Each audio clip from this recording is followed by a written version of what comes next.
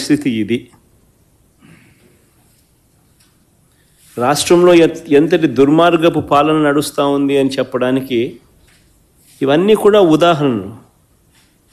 కేవలం తన మోచేతి నీళ్లు తాగే అధికారాన్ని మాత్రమే తాను పెట్టుకొని వాళ్ళను కరప్షన్లో భాగస్వాములను చేసుకుని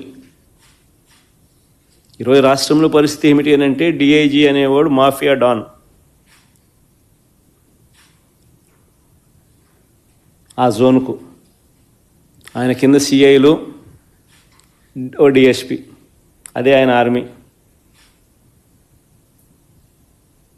ఆ నియోజకవర్గంలో జరిగే ఇసుక కానీ, నియోజకవర్గంలో జరిగే మద్యం కానీ, ఆ మద్యం బెల్ట్ షాపులు నిర్వహించాలన్నా దాని పర్మిషన్లు కానీ, ఆ నియోజకవర్గ స్థాయిలో ఏ పరిశ్రమ నడవాలన్నా కూడా ఎమ్మెల్యేకి ఇచ్చే కప్పం దాకా, ఆ నియోజకవర్గంలో పేకాట క్లబ్బులు నడిపే విషయంలో కానీ, ఏ విషయంలోనైనా కానీ డిఐజీలు ఆధ్వర్యంలో సిఐలు డబ్బులు కలెక్ట్ చేస్తారు.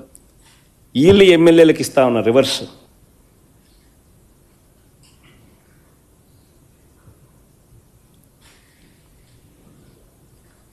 సగం వీళ్ళకి ఇస్తూ ఉన్నారు, సగం పైకి పెద్దబాబుకు చిన్నబాబుకు తీసుకొని పోతూ ఉన్నారు.